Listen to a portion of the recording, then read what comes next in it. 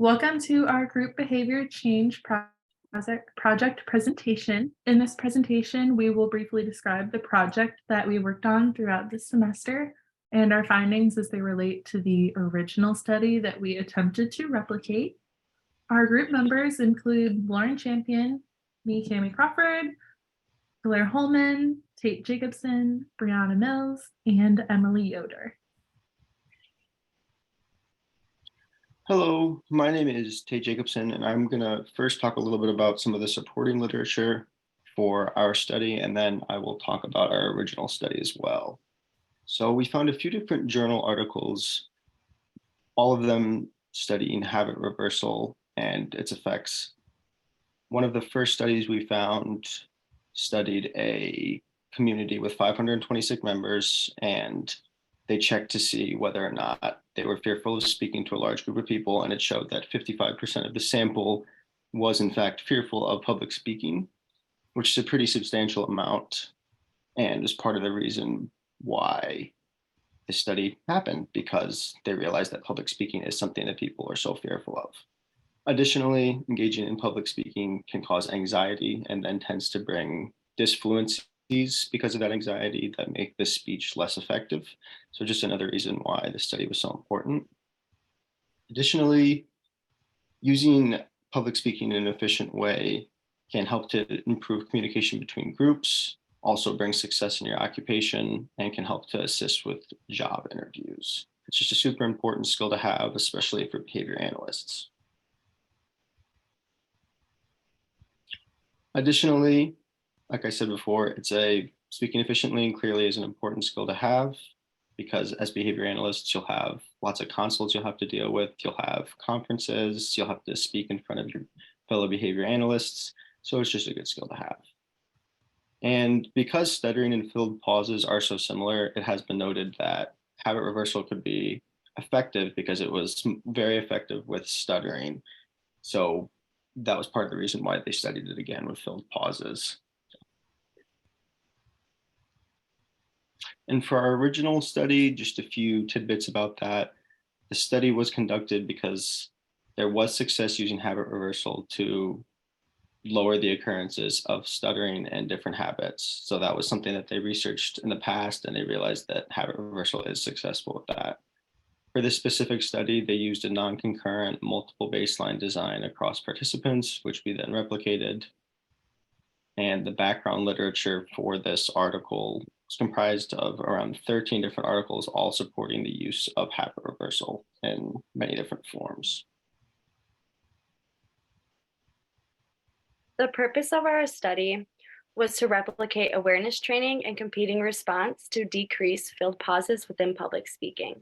The original study showed a successful decrease in filled pauses due to the use of simplified habit reversal training. Habit reversal training is the use of implementing awareness to decrease problem behavior. This is done through awareness training, which is allowing the participant to be aware that they are using the targeted behavior, and also competing response, which is using an alternate behavior instead of the targeted behavior within a public speech. The goal of our study was to validate the effectiveness of habit reversal training.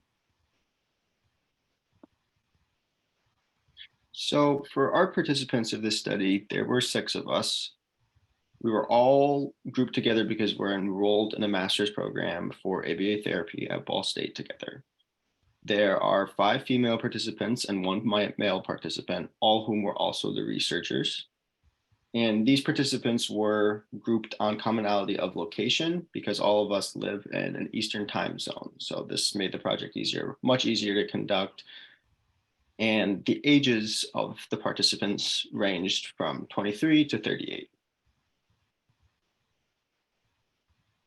Additionally, this study was conducted over Zoom. Although the participants were in the same time zone, they all lived in different states, some in Florida, some in Indiana. So meeting together was not a possibility. So in order to get past that, participants used Zoom to conduct each session. They all Zoomed from their homes or quiet places in the community, and participants conducted the study while sitting at a desk each time. So some of the materials we utilized throughout our study was Zoom. Zoom was one of our main ways of data collection, meeting each other each time to perform our speeches. We also used the record option on Zoom to record each speech when someone was presenting. That way we could go back and collect that data. And we also use this when conducting our IOA data. We also made a Google Drive. That way we could share each video with each other. And we also utilized this for putting in all of our data, how we made our graphs, just so we could all be on the same page. A group Excel sheet was also created and put in this Google Drive for putting in our data. We found a YouTube video which had a 15-second interval for I think a whole duration of 30 minutes. And so we used this to make sure when we were taking data on our speeches, we did it in 15-second intervals, making sure that we all were using the same app and that we all were having the same durations. For our speeches, we had 2 topics each time to choose from, and how we came up with those topics was utilizing a random wheel app. So we all provided different ideas of topics, and right before our speech, we would spin the wheel, and then it would provide us 2 topics that we could choose from before conducting the speech. We targeted 2 behaviors throughout our study, which was filled pauses and tongue clicking. Our filled pauses were defined as an occurrence of misused words or utterance of any sound during the presented speech. A few examples would be like, or and a non-example could be silent pauses, yawning, or breathing. Our next targeted behavior was tongue clicking. This was defined as any instance where a participant placed their tongue on the roof of their mouth with pressure and released, making a clicking sound, which would be a tisk sound, or for reference, the sound. A non-example would include swallowing, breathing, and yawning.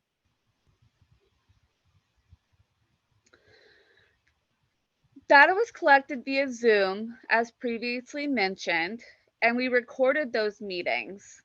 We did both baseline and post-intervention data that was collected.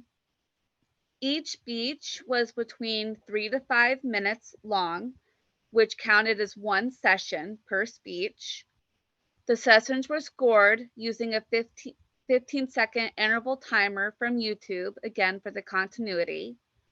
The response per minute or rate was calculated for each session. Total inter-observer agreement, or IOA data, was collected for around 30% of the sessions. And our design aligned with the replicated study in that we used a non-concurrent multiple baseline design across participants. And we used that to evaluate the effectiveness of habit reversal and reducing filled pauses in public speaking.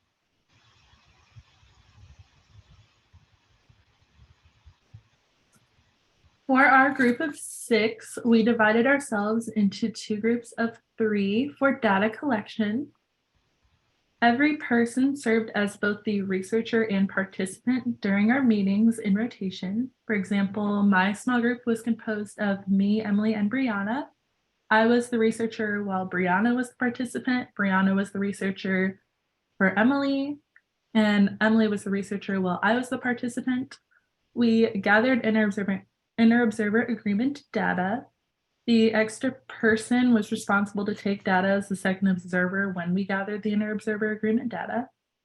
And before each speech, all participants were presented with 2 topics to choose from, as we've talked about. The topics were about personal life experiences. For example, some of our topics included your first job, your undergraduate experiences, and your favorite movie. Participants selected one of the 2 topics and had 10 minutes to prepare an outline for their speech. For our setup, we assigned everyone the same topics on the same day through a group message and completed our outlines at the same time before we started our Zoom meeting.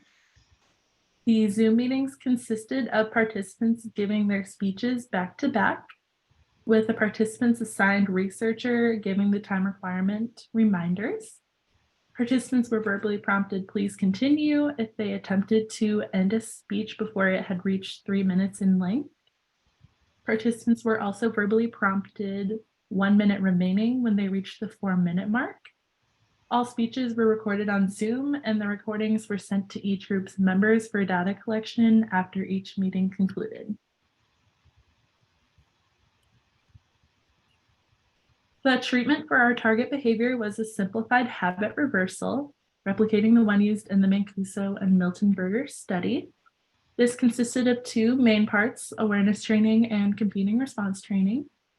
For awareness training, participants learned about the response description for their own behavior by watching videos of themselves giving speeches and engaging in the target behavior. This helped us learn what it looked like when we typically engaged in the target behavior.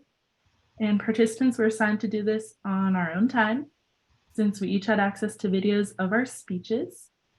The next part of awareness training involved response detection. For response detection, participants completed speeches with the same guidelines as the baseline phase, but we were additionally expected to raise our hand when we caught ourselves engaging in the target behavior. And researchers raised their hands as well when they noticed a participant engaging in the target behavior. Awareness training ended when a participant correctly identified all occurrences of the target behavior in one speech, or 85% of occurrences in 2 consecutive speeches. The second part of our habit reversal process was competing response training. For competing response training, researchers described and modeled the competing responses for each of the target behaviors. We did this in a whole group meeting, and the competing responses included a 3-second pause in place of using or, starting the sentence over again without using the word like in place of misusing the word like, and placing the tongue behind the teeth for 3 seconds in place of tongue clicking. For data collection, participants used the same format as baseline for giving a speech. Participants were prompted by the researcher to use the competing response if they engaged in the target behavior and did not self-correct within 2 seconds. And competing response training ended when the participant demonstrated an 80% reduction in the frequency of the target behavior from their baseline mean. For the post-intervention procedure, participants gave a speech, again in the same format as the baseline phase. Participants were given a booster session, working through the steps of habit reversal if they did not exhibit a 75% reduction in the target behavior from their baseline mean for 2 post-intervention sessions in a row. And a follow-up assessment occurred 2 weeks after post-intervention ended.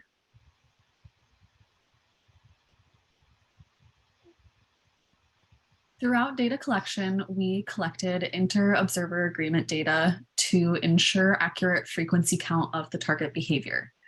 IOA was collected using total count agreement method.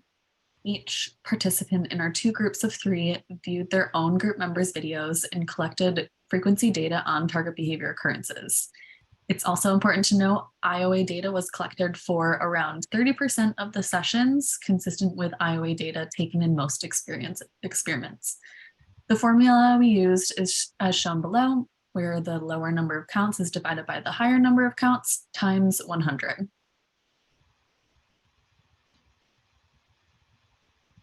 For treatment fidelity, we utilized a checklist. So before the start of each session, participants utilized the checklist to ensure accuracy when utilizing the different interventions. Since there were 3 different interventions, this really helped us know what exactly we were supposed to do, whether that raise your hand, pause, whatever that intervention called for. So when a new intervention was implemented, participants reviewed the checklist. The checklist included restating target behaviors and how researchers responded. And our checklist below. So the first step was we stated the operational definition of the target behavior, just to make sure we all were clear on what we were taking data on. Next, we identified which intervention training we would be using and how to implement it. Next, we would record the Zoom call. That way we were able to send it to each other for data collection. We utilized the stopwatch to record the duration of the speech to make sure it was no longer than 5 minutes, but you also met that 3-minute requirement. And finally, if needed, we told the participant when it had been over 5 minutes. And for our score, we scored 95% for treatment fidelity. One of the examples of one of the errors we inherited was we forgot to record one of the Zoom calls. So how we dealt with that is we had to reconduct the speeches for that session. The graphs that we used were in a multiple baseline design across participants to keep the same consistency within the original study. We divided our graphs into 2 groups of 3 with our 6 participants. After 5 baseline sessions, a participant from each group with the most stable data was able to advance to the intervention phase, and this trend continued throughout the remaining participants. As you can see on the next slide, the intervention phase did show a decrease in the targeted behavior among all of our participants. And then if you take a peek at the square dot on our line graph that is not connected to the line graph, that was our post-assessment, which was done 2 weeks after our participants reached a 75% reduction from the baseline range of behaviors.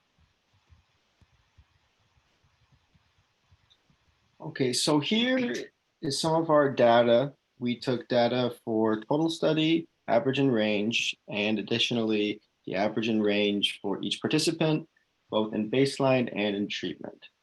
So for our baseline, starting with that, our total study had an average of around 3.8 occurrences per session. The range was 0.25 to 11, and for treatment, the average was 0.7, with the range being from 0.2 to 2.3. For some of our participants, Brianna's was 3.6 for her average, and then range was 1 through 7. Her average was 0.67 and had a range of 0 to 1.1 for treatment. And then just another example, Lauren had an average of 2.6 for baseline and had a range of 1 through 4. Her average for treatment was 0.58 and had a average of, or had a range of 0 to 2.3. And as you can see, just before we move to the next slide, the averages and ranges are much lower, significantly lower in the treatment phase, which really helped to show a functional relationship between the independent and dependent variable, and to help display that this treatment did have a positive effect on this behavior and reducing it.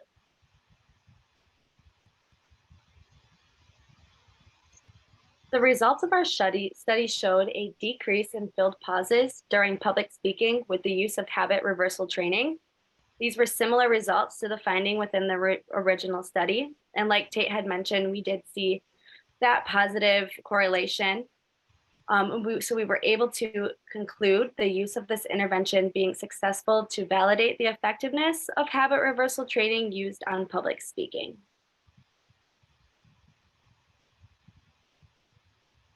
In conclusion, all participants had a decrease in the occurrences of the target behavior once intervention had begun. Each member felt more confident when having to engage in public speaking. And by more confident, we felt we wouldn't engage in the target behavior as much. We were able to catch it before it occurred. And each of the post-assessment data points were also lower than all of our baseline means, which again showed that functional relationship. And just overall, we were able to replicate the original study with minimal limitations. So it was easy to conduct and led us to our results. Like many studies, this study has potential limitations, which include sampling errors or selection bias, the commonalities between participants. We are all in study, participants in the study all have a commonality of being enrolled in an online master's program of ABA at Ball State University. Therefore, the sample of the study may not be completely random nor reflect the general population. Additionally, participants of the study were also the researchers of the study, which may have an effect on the results.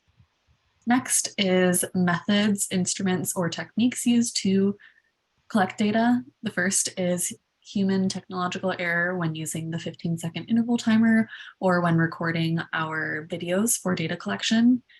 Although participants used the same timer to collect interval data, there still holds room for data collection error due to incorrect start or stop time of the interval timer while watching videos. Next, there is inaccuracies of IOA data. Although we all collected IOA data and IOA data is used to find an accurate count for target behavior occurrences, there is still room for human error when collecting frequency count for the target behavior. For example, one person may have thought they heard an occurrence of a target behavior while another person may have not, versus what the person giving the speech may have actually said. Next is the use of the 10-minute preparation time. Participants were given the choice between two topics to talk about prior to presenting their speech, and were given 10 minutes to prepare their speech prior to presenting their speech. Participants may or may not have used all 10 minutes of preparation time, which could affect what is or is not discussed during their speech, which may also affect frequency of occurrences of the target behavior. The next limitation discussed is time constraints. The experiment was only conducted across the course of 3 months or a semester length. This project was conducted, a more accurate representation of the results from the study could have been obtained over a longer period of time, which means more data points. And last are future studies and potential alternatives. We would conduct the study over a longer period of time and conduct the study with more participants to find a more accurate representation of the general population.